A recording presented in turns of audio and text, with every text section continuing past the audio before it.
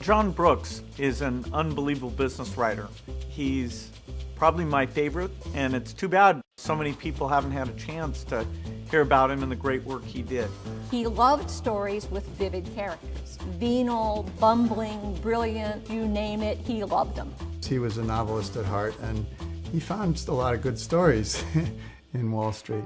Warren Buffett gave me a copy of Business Adventures, feeling like with our dialogue about trying to understand the world of business that I'd enjoyed as much as he had. And in fact, it was phenomenal. Oh, I knew he'd like it. I mean, that was written for him. It was written for me, too. If you're going to run a company, you should read The Impacted Philosophers. I mean, when you learn how really probably pretty decent people start behaving in bad ways, that's fascinating. He talks about these people in GE who would wink when they would actually say what the rule book said to do.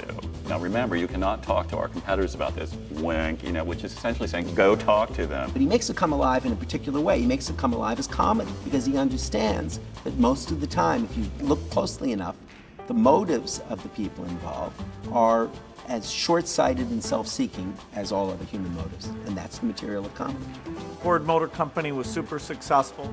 They introduced a car called the Edsel, and they spent more money on picking the name and planning the features than had ever been spent on any new American product. And yet, it was an abysmal failure. Ford counted on selling at least 200,000 Edsels the first year. There may be an Aborigine somewhere in a remote rainforest who hasn't yet heard that things failed to turn out that way. I just love that line. And yet, in a way, the Edsel wasn't so bad.